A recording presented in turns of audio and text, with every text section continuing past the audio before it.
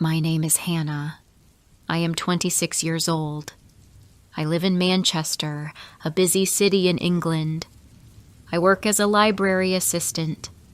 I love books. I love quiet places.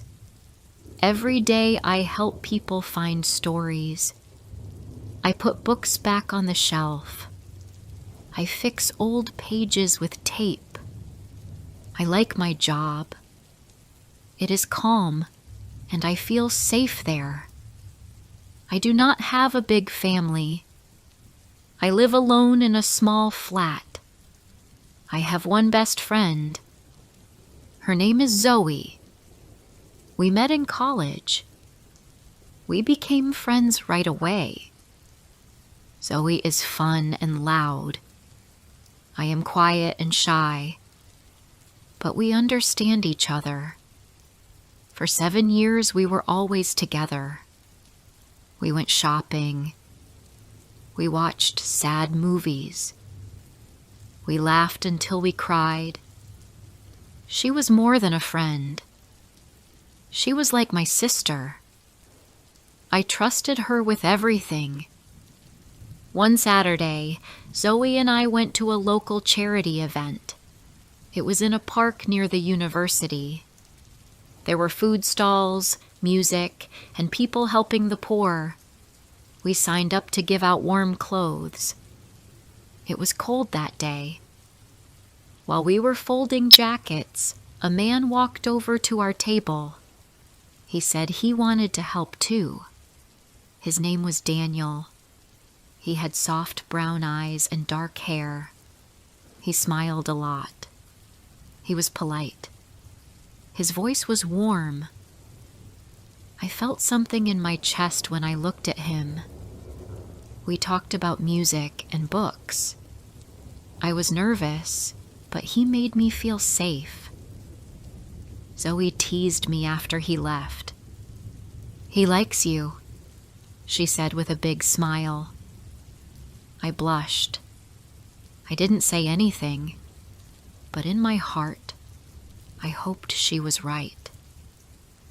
After that day, Daniel started texting me. He asked how my day was. He asked what I liked to read. We talked about movies, food, and dreams. I felt happy. Every message made me smile. One day, he came to the library. He said he wanted to borrow a book, but I knew he just wanted to see me. We talked for 1 hour near the window. He didn't care about time. Neither did I. A week later, he asked if I wanted to go for dinner. I said yes. Daniel was kind. He listened. He laughed at my silly jokes. He opened doors for me. He never rushed. I liked how he treated me. We went to parks, watched movies, ate noodles on cold nights. After 2 months, he asked me to be his girlfriend. I said yes. I felt lucky. I thought, maybe this is love. I told Zoe everything. I showed her his messages. I told her about our dates. She smiled and said, "I'm happy for you." I believed her. Why would I not? One day, I invited Zoe to meet Daniel. We went to a small cafe together. The 3 of us sat at a table near the window. We laughed, drank tea, and shared cake. It felt nice. But something small bothered me. I saw Zoe look at Daniel when I spoke. Sometimes her smile lasted too long. Sometimes she laughed too hard. But I told myself not to worry. She was my best friend. She was just being friendly. I didn't want to ruin a good day with strange thoughts. So I stayed quiet. Weeks passed. Daniel changed a little. He didn't call every night like before. He said he was busy with work. When I sent him sweet messages, he sometimes replied late. I waited, thinking maybe he was just tired. But one night, I saw him online at 2 a.m. I had sent a message hours before. He hadn't answered. My heart felt cold. I tried to sleep, but I couldn't. Something was not right. I could feel it, but I didn't want to believe it. The next weekend, Daniel left his phone on my kitchen table while he took a shower. I wasn't trying to snoop. I really wasn't. But when the phone lit up, I saw a name on the screen. It said Zoe. My chest got tight. My hands felt heavy. I told myself not to look, but I did. The message said, "Last night was perfect. I miss you already." My fingers began to shake. My heart beat fast and hard. I could not think. I could not move. I felt like the air left my body. Daniel came back into the room. I held the phone out and asked, "Why is Zoe saying this?" His smile disappeared. His eyes looked small. He took the phone and didn't answer. I asked again, "What is this, Daniel?" He said, "It's not what you think." But he didn't explain. He just stood there. I felt sick. I asked again, louder this time. He said, "She was upset that night. I was just talking to her. That's all." But the message said something else. I didn't believe him. He left soon after. I didn't sleep that night. The next morning I called Zoe. I said we needed to talk. She came over with a big smile and coffee in her hand, like nothing was wrong. I asked her, "Are you seeing Daniel behind my back?" She froze. Then she laughed and said, "Of course not. We're just friends." Her voice was light, but her face was not. I looked in her eyes. I saw the truth, but she wouldn't say it. She just said, "You're overthinking, Hannah." I didn't believe her. She left soon after. I cried when the door closed. 3 days later, I got a message from her. It was short.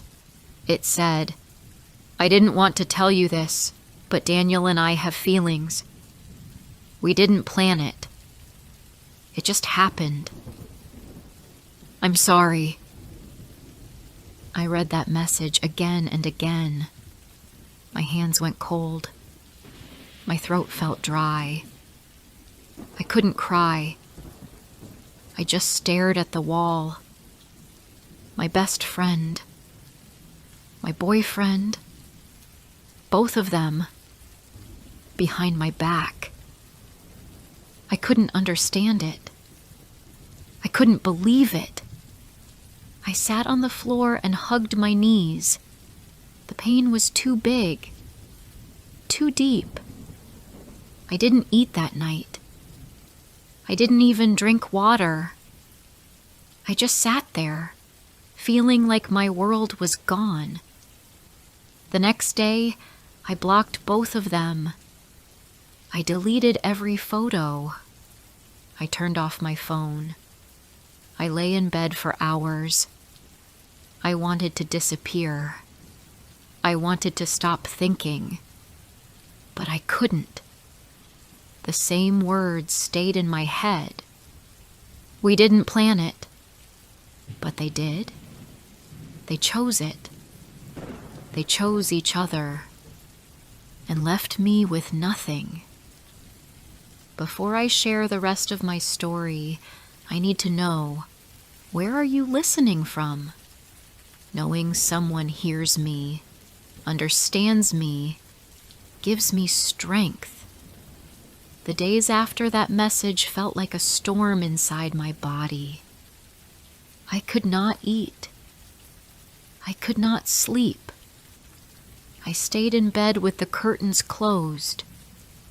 The light hurt my eyes. The silence in my flat was too loud. I wanted to scream, but no sound came out. My chest felt heavy, like I was carrying a stone inside.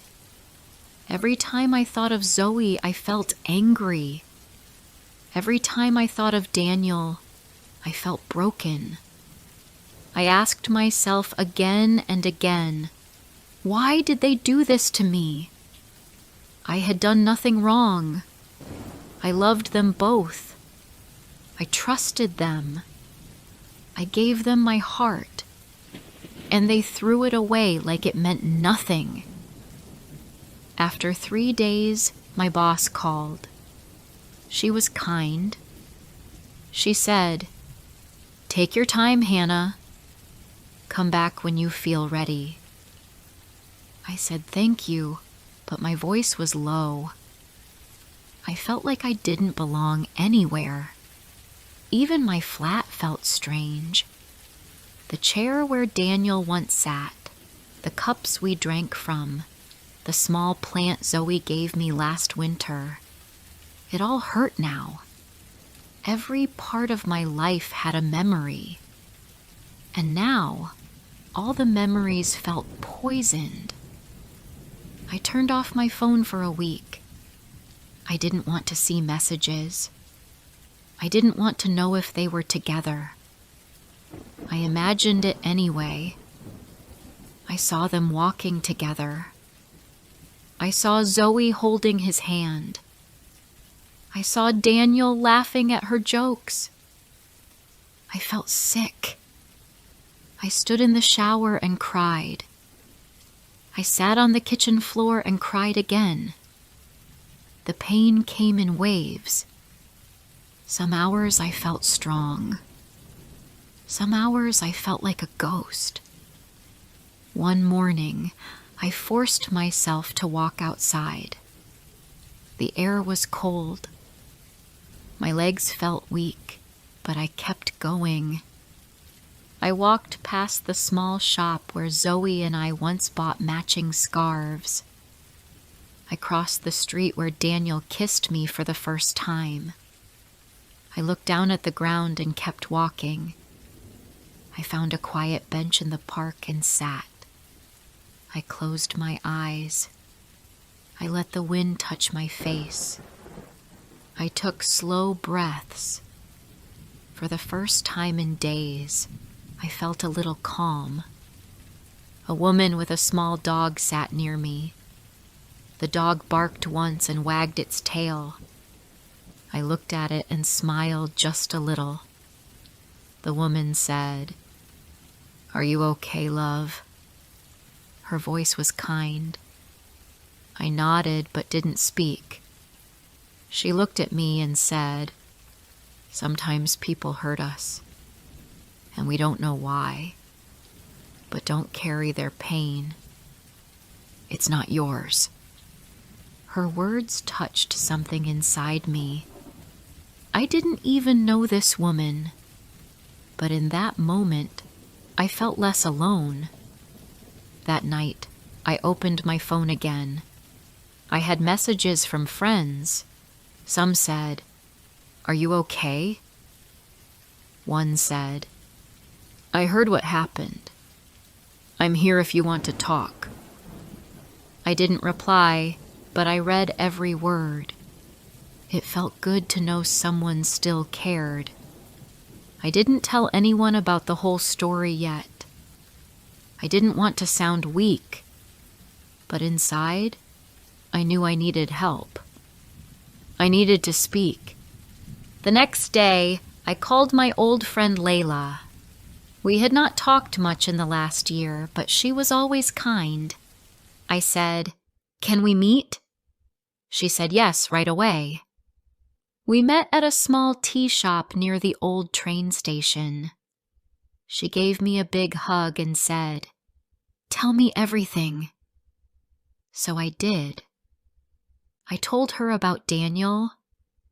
I told her about Zoe. I told her how I found the message, how I cried for days, how I felt like I lost my whole world. Layla listened. She didn't stop me. She didn't say move on or forget them. She just said, "You didn't deserve that, Hannah, but I'm proud of you for standing up. You blocked them. That's strong." I felt something warm in my chest. I had felt weak all week. But maybe she was right. Maybe it was strong to walk away, even when it hurt. After that, I started doing small things. I cleaned my flat. I washed my sheets. I threw away the mug Daniel once used.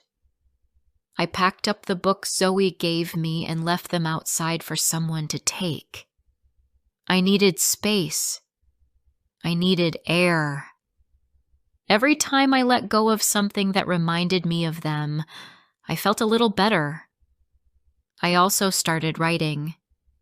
Not full sentences, just words. On a piece of paper, I wrote things like, betrayed, alone, still here, not broken. One day, I'll smile again. I didn't show anyone, but it helped me understand my own heart. I read the words out loud. My voice was shaky, but it felt real. One evening, I saw Daniel's photo on social media. I didn't click it, but I saw Zoe liked it. That was all I needed to see. I closed the app and deleted it again. I sat on my bed and took a deep breath. They made their choice, I whispered, and I will make mine. I made a new rule. No more thinking about the past after 9 p.m. No more checking old photos. No more wondering if they missed me. I turned on soft music before bed. I lit a candle. I started reading again, something I hadn't done since the breakup. I picked a romance book, even though I didn't believe in love at the moment. But the story felt safe. It reminded me that not all endings are sad. Some nights were still hard. I still cried sometimes, but the pain didn't control me like before. I began walking every morning before work. I started drinking more water. I even said yes when Layla invited me to a painting class. I didn't know how to paint, but I liked the feeling of trying something new. It made me feel alive. A few weeks later, something unexpected happened. I was working at the library when a man came to return a book. He smiled and said, "You helped me last time. I found the perfect novel." His name was Aiden. He was gentle, with quiet eyes and a calm voice. I smiled back and said, "I'm glad you liked it." We talked for a few minutes. Then he left. I stood there, thinking about how easy that small talk felt. I didn't feel scared. I didn't feel angry. I didn't feel sad. I just felt okay. And that was new. That was good. I wasn't ready to fall in love again. Not yet. Maybe not for a long time, but I was ready to heal. I was ready to live again, without fear, without pain. A few months passed. The pain did not leave all at once, but it changed. It became smaller. It did not sit on my chest like a rock every morning. Some days were still hard. I woke up and thought about them, but I did not cry every night anymore. I could smile again. I could laugh again. The world was no longer dark. It had color again. I still worked at the library. I liked the quiet. I liked the books. I liked helping people. But now, I also helped myself. I started to take care of my heart. I drank more water. I ate good food. I walked every morning. I did not look at their photos anymore. I did not check their social media. I did not want to know what they were doing. I wanted peace. One morning, Aiden came back to the library. He was kind as always. He smiled and returned a book. He asked me if I had more to recommend. I gave him 2. One was a novel about second chances. He looked at it and said, "This feels right." I smiled and said, "I think you'll like it." Before he left, he asked, "Would you like to have coffee with me sometime?" My heart beat fast, but not with fear. I said, "Okay, I'd like that." We met on a rainy Thursday. The cafe was quiet. The lights were soft. We sat near the window and drank tea. He asked me about my favorite authors. I told him I liked stories that made me cry. He said, "Me too. I like books that touch the heart." We talked about food, family, and silly things. We did not talk about love. We did not talk about the past. And that was fine. We were not ready for deep things. We just wanted to feel calm. After the tea, we walked through the park. It was the same park where I once sat alone. But this time, I was not crying. I was smiling. The rain had stopped. The wind was soft. I looked at Aiden and thought, "This is nice. I feel safe." We met again 2 weeks later. He brought me a book. It was about travel. He said, "You should see new places one day." I laughed. I said, "Maybe I will." We walked through the city. We bought warm pastries and sat on the steps of the museum. I told him about my favorite city, even though I had never been there. He said, "One day, you'll go." I believe it. Time moved slowly, but gently.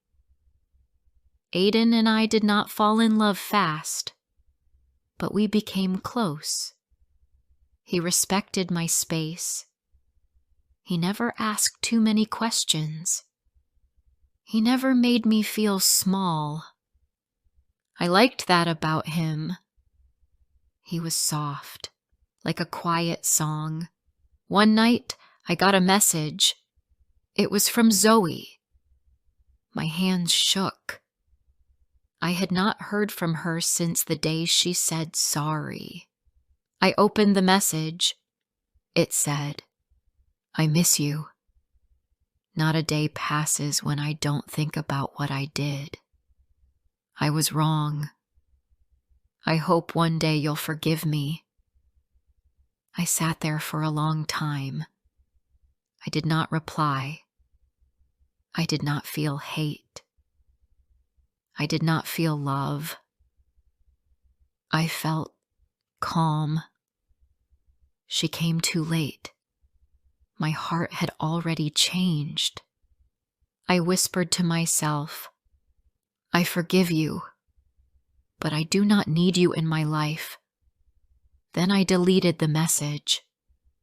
After that night, I felt lighter. It was like a door had closed, and I did not want to open it again. I talked to Layla the next day. She said, I'm proud of you. You didn't stay in pain. You walked through it. You're not the same girl who cried for weeks. You're stronger now.